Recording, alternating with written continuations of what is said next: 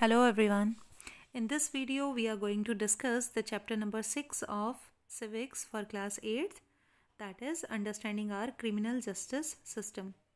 और इस चैप्टर में हम लोग रीड करेंगे, डिस्कस करेंगे कि हमारा जो चैप्टर है क्रिमिनल जस्टिस सिस्टम, उसमें कौन कौन से गवर्नमेंट के इंस्टीट्यूशन इन्वॉल्व होते हैं और क्या क्या प्रोसीजर फॉलो किए जाते हैं किसी भी क्रिमिनल को सज़ा देने के लिए, और कौन कौन से ह्यूमन राइट उसको प्रोवाइड किए जाते हैं बाय आवर कॉन्स्टिट्यूशन.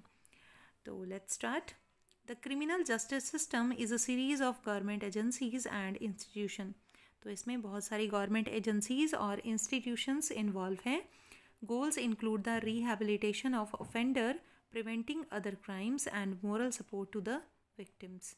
तो इसमें गवर्नमेंट का जो मेन एम होता है, मेन जो गोल होता है वो होता है रिहैबिलिटेट करना, यानी उस क्रिमिनल को दोबारा से सही रास्ते पर लाना, प्रिवेंटिंग अदर क्राइम्स, दूसरे क्राइम्स को रोकना, और एक मोरल सपोर्ट देना विक्टिम्स को. The primary institution of the criminal justice system are the police, prosecution and defence lawyer, the courts and prisons. तो इसमें पुलिस रोल प्ले करती है और प्रोसिक्यूशन का रोल होता है, डिफेंस लॉयर का रोल होता है, कोर्ट अपना रोल अदा करता है उस, और प्रिजन भी करती है. तो इन सब के बारे में हम रीड करेंगे. There are 4 people who play a key role in our criminal justice system. They are police, public prosecutor, the defence lawyer and the जज. तो मेनली इसमें 4 लोग हैं जो इंक्लूड होते हैं. फर्स्ट है पुलिस, दूसरा रोल है पब्लिक प्रोसिक्यूटर का, तीसरा है डिफेंस लॉयर का एंड द जज. तो ये 4 लोग जो हैं मेनली अपना रोल प्ले करते हैं किसी भी क्रिमिनल को क्रिमिनल साबित करने के लिए, या उसको फाइनली उसको जो भी सज़ा मिलती है उसके लिए. According to the constitution every individual charged of a crime has to given a fair trial. तो हमारे संविधान के अनुसार, हमारे कॉन्स्टिट्यूशन के अनुसार, कि हर एक इंडिविजुअल को अगर उस पर किसी भी क्राइम का चार्ज लगा है तो उसको फेयर ट्रायल करने का मौका दिया जाता है. इसका मतलब ये है कि उसको अपने आप को सही साबित करने का पूरा चांस दिया जाता है by our court. What is the role of police in investigating a crime. तो मैंने कहा पुलिस का रोल होता है. तो सबसे पहले देखते हैं what is the role of police in investigating a crime, यानी कोई भी क्राइम अगर होता है तो उसकी इन्वेस्टिगेशन में पुलिस का क्या रोल है. To investigate any complaint about the commission of a crime. सबसे पहले ये देखा जाता है कि जो कंप्लेंट है वो सही है या नहीं है, तो उसको इन्वेस्टिगेट किया जाता है. उसके बाद N investigation includes recording statement of witnesses and collecting different kinds of evidences. तो डिफरेंट जितने भी विटनेसेस होते हैं, गवाह जितने होते हैं उस जगह पर, जो भी कमीशन ऑफ क्राइम का प्लेस होता है, तो वहाँ पर जितने विटनेस हैं उनकी स्टेटमेंट रिकॉर्ड की जाती है बाय द पुलिस और कलेक्ट किए जाते हैं evidences. If the police think that evidence point to guilt of the accuse person then they file a chargesheet in the court. अगर पुलिस को लगता है, एविडेंस देखने के बाद, विटनेसेस की गवाही सुनने के बाद, अगर उनको लगता है कि पर्सन ने गिल्ट किया है, उनको लगता है कि हो सकता है पर्सन दोषी हो, तो वो उसके खिलाफ जो है एक चार्जशीट बनाते हैं, यानी उस पर कौन कौन से मामले चलाए जा सकते हैं उसका एक पूरा ब्यौरा तैयार करते हैं, जिसे चार्जशीट बोलते हैं. और उस चार्जशीट को फाइल किया जाता है कोर्ट में. उसके बाद है but whether a person is guilty or innocent is decided by the जज एंड नॉट द पुलिस. तो लेकिन ये साबित करने का अधिकार, ये चार्ज करने का, ये डिसाइड करने का अधिकार जो है सिर्फ जज के पास है, ना कि पुलिस के पास, कि वो पर्सन जो है गिल्टी है या इनोसेंट है. तो ये अधिकार बिल्कुल पुलिस के पास नहीं है कि वो किसी को ये डिसाइड करे कि ये पर्सन दोषी है या नहीं है. तो ये फैसला लेने का अधिकार किसका है? जज का. जज ही डिसाइड करते हैं कि कोई पर्सन गिल्टी है या इनोसेंट. नेक्स्ट है as everyone is subjected to the law of land including police, therefore investigation always have to be conducted in the accordings with law and with full respect for human rights. तो ये ध्यान में रखा जाता है किसी भी क्रिमिनल से बात करने से पहले या उसको ट्रीट करने से पहले उसके ह्यूमन राइट्स को देखा जाता है कि मानवता के अधिकार के की रिस्पेक्ट करते हुए ही उस लॉ की इन्वेस्टिगेशन की जाए बाय द पुलिस. उसके बाद आता है article 22, that is very important. तो article 22 of the constitution and the criminal law guarantee to every arrest person for the following fundamental rights. हमारा जो आर्टिकल 22 है, जो कि हमारे कॉन्स्टिट्यूशन में दिया गया है, वो एक क्रिमिनल को कुछ फंडामेंटल राइट्स देता है। देखते हैं कौन कौन से हैं वो rights. The right to be informed at the time of arrest, सबसे पहला राइट है उसका राइट टू बी इन्फॉर्म्ड। उसको इंफॉर्मेशन दी जाएगी at the time of arrest of the offence for which the person is being arrested, कि जिस भी क्राइम के लिए, जिस भी ऑफेंस के लिए उसको अरेस्ट किया जा रहा है, तो पुलिस उसका पूरा हक है ये जानने का कि किस लिए उसे गिरफ्तार या अरेस्ट किया जा रहा है। दूसरी बात है the right not to be ill treated, तो उसके पास पूरा अधिकार है कि पुलिस जो है उसको कोई भी इल ट्रीटमेंट नहीं देगी, उसके साथ कोई बुरा बर्ताव नहीं किया जाएगा, ना उसको टॉर्चर किया जाएगा ड्यूरिंग द अरेस्ट और इन कस्टडी। पुलिस की कस्टडी में रहते हुए या उसको अरेस्ट करते हुए पुलिस जो है उसको इल ट्रीटमेंट या टॉर्चर नहीं कर सकती, ऐसा कहा जाता है हमारे आर्टिकल 22 में, ये लिखा हुआ है। उसके बाद है confessions made in the police custody can not be used as evidence against the accused.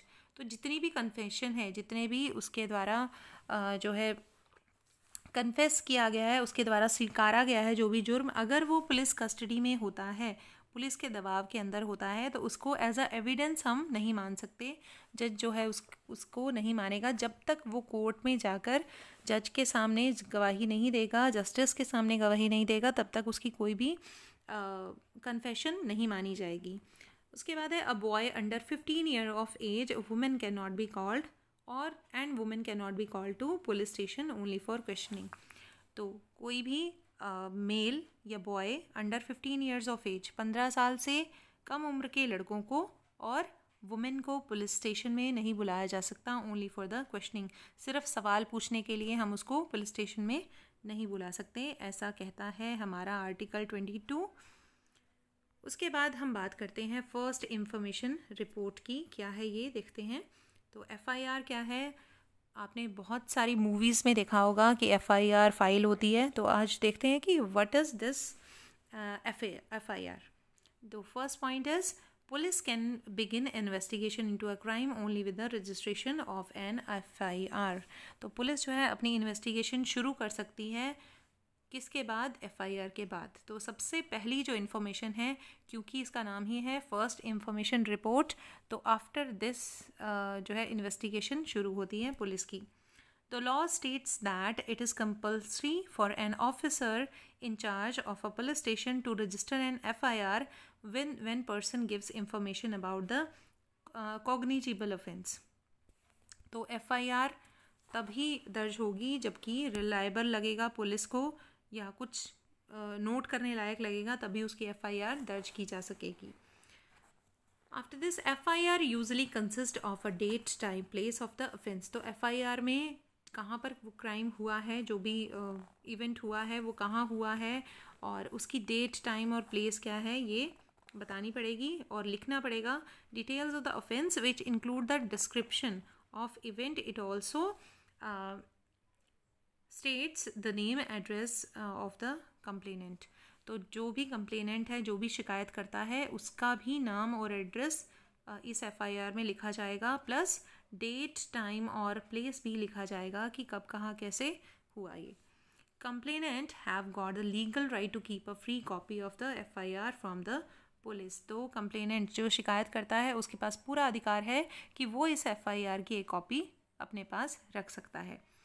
As everyone is subjected to law of land, including police, therefore investigation always had to be conducted according with the law and full respect for human rights। तो human rights का पूरा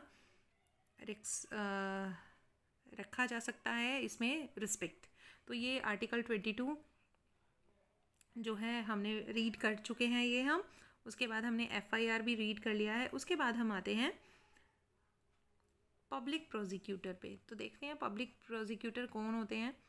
meaning of public prosecutor, तो meaning क्या है इसका, a law officer. तो ये है एक लॉ ऑफिसर कह सकते हैं, ऑब्वियसली कोर्ट की तरफ से होते हैं। Who conducts criminal proceeding on behalf of the state और in the public interest.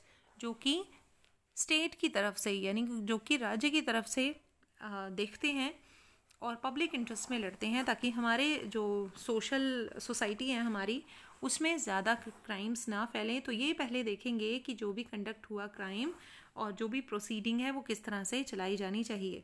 Meaning of prosecution का मतलब क्या होता है? Carrying of legal proceeding against a person, किसी भी पर्सन के अगेंस्ट लीगल प्रोसीडिंग यानी कानूनी मैं कहूँ अगर कार्रवाई अगर हमें करनी है तो हमें सबसे पहले प्रोसिक्यूशन के पास वो जो जितने भी एविडेंसेस है, जितने भी इन्वेस्टिगेशन की है पुलिस में, तो सबसे पहले उसको प्रोसिक्यूशन पब्लिक प्रोसिक्यूटर के पास जाना होगा।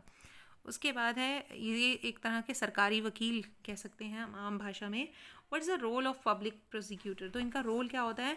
इन court public prosecutor represents the interest of the state. तो इंटरेस्ट ऑफ द स्टेट को ये रिप्रेजेंट करते हैं। दैट मीन्स कि क्या सही है हमारी सोसाइटी के अकॉर्डिंग, हमारे कॉन्स्टिट्यूशन के अकॉर्डिंग, वो ये बताते हैं।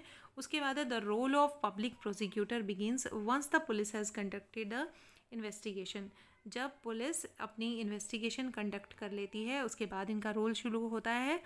File the chargesheet in the court, और जब वो चार्जशीट फाइल करती है किसी भी पर्सन के अगेंस्ट, मैंने आपको बताया था कि FIR के बाद जो है वो साइट पर जब किसी को भी अरेस्ट करने जाते हैं तो उसके खिलाफ एक चार्जशीट बनाते हैं, जो कि चार्जशीट फिर फाइल होती है कोर्ट में और सबसे पहले वो देखते हैं पब्लिक प्रोसिक्यूटर। उसके बाद है he must conduct the prosecution on behalf of the state. तो गवर्नमेंट की तरफ से या हमारे कॉन्स्टिट्यूशन की तरफ से ये प्रोसिक्यूशन कंडक्ट करते हैं कौन? Public prosecutor. He is expected to act impartially.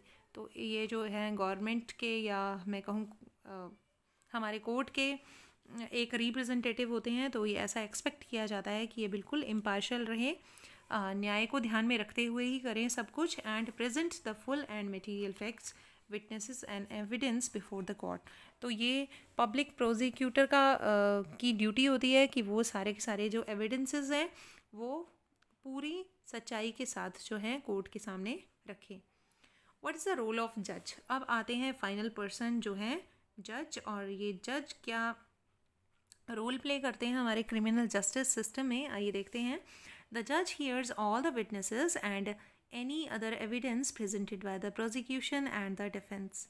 तो जो दोनों लॉयर्स हैं, प्रोसिक्यूशन लॉयर और डिफेंस लॉयर, दोनों ने जितने विटनेसेस और एविडेंसेस प्रेजेंट किए हैं बिफोर द कोर्ट, ये उन सभी को सुनते हैं और देखते हैं। जितने भी एविडेंसेस हैं उनको देखते हैं ध्यान से, और जो विटनेसेस को सुनते हैं और अपनी जजमेंट तैयार करते हैं। द जज decide whether the accused person is guilty or innocent. तो सबसे इम्पॉर्टेंट काम जो है जज का यही होता है कि वो देखेंगे सारे एविडेंसेस देखकर, सारी इन्वेस्टिगेशन देखकर ये डिसाइड करेंगे कि whether the person is guilty or innocent, की पर्सन ने ये जो आरोप उन पर लगे हैं तो पर्सन इसके लिए दोषी है या नहीं। On the basis of evidences presented and in the accordance with the law, law के अनुसार वो देखेंगे कानून के अनुसार क्या सही है और क्या गलत। If the accused is convicted, the judge pronounces the sentence, which can be sending a person to jail or imposing a heavy fine or both. तो सब कुछ देखकर वो ये प्रोनाउंस करेंगे एक सेंटेंस यानी सज़ा, वो पर्सन को जेल में भेज सकते हैं या उस पर हैवी फाइन इम्पोज कर सकते हैं, फ़ाइन लगा सकते हैं उस पर, और depending on what the law prescribes. तो वो सज़ा उस हिसाब से ही देंगे और उसके हिसाब से जैसा भी हमारा लॉ, हमारी जो न्यायपालिका है वो जैसे प्रिस्क्राइब करेगी वैसे ही जज अपनी जजमेंट सुनाएंगे। What is fair trial? अब हमने फेयर ट्रायल के बारे में पढ़ा था, तो ये क्या है? ये हमारे आर्टिकल 21 में दिया हुआ है कॉन्स्टिट्यूशन में। क्या है ये? आइए रीड करते हैं। According to the article 21 the constitution that guaranteed the right to life. तो आर्टिकल 21 के अकॉर्डिंग हमारा जो कॉन्स्टिट्यूशन है वो सभी क्रिमिनल्स को राइट टू लाइफ देता है, with state that the person's life और liberty can be taken away only if the following reasonable and just legal procedure. तो किसी की भी लाइफ लेने का अधिकार हमें तभी है अगर उसके लिए हमारे पास अप्रोप्रिएट रीज़न हो, otherwise we have no right to take any person's life. तो फेयर ट्रायल जो है ensure that article 21 of the constitution is upheld. तो ये जो है बिल्कुल हम लेकर चलते हैं इसको, और ताकि हर एक जो भी क्रिमिनल हैं उनको एक फेयर जजमेंट मिले। Every citizen irrespective of his class, caste, gender, religious and ideological backgrounds should get a fair trial. चाहे पर्सन किसी भी कास्ट, क्रीड का हो, जेंडर का हो, किसी भी रिलीजियस कम्युनिटी से आता हो, बट उसको फेयर ट्रायल का पूरा अधिकार है। व्हेन एक्यूज दैट मीन्स जज can not jump to the conclusion, instead he have to remain impartial and then decide to the basis of the evidences। तो जज को क्या रहना है, इम्पार्शल रहना है, उसको बिल्कुल भी पार्शल नहीं होना है, चाहे वो किसी भी धर्म जाति का हो, और तभी उसको किसी ना किसी कंक्लूजन पे पहुंचना है और डिसाइड करना है on the basis of evidences. After this the rule of law says that the every person is equal before the law. ये बात बहुत इंपॉर्टेंट है कि हमारा जो रूल ऑफ लॉ है वो क्या कहता है कि सभी पर्सन कानून के सामने बराबर हैं। Would not make much sense of every citizen were not guaranteed a fair trial by the constitution. और अगर रूल ऑफ लॉ के अकॉर्डिंग हम ना चलें तो हमारे कॉन्स्टिट्यूशन में लिखी हुई इस बात का कोई मतलब नहीं रह जाता कि सभी पर्सन को जो है इक्वल राइट्स दिए गए हैं। तो according to our rule of law every person is equal before the law. कानून के सामने सभी बराबर हैं और उनको गारंटी दी जाती है एक फेयर ट्रायल की। तो ये था आपका chapter number 6 of civics. Hopefully आपको इसके की नोट्स अच्छे से अपने अंडरस्टैंड किए होंगे। Thank you very much. मिलते हैं नेक्स्ट वीडियो में।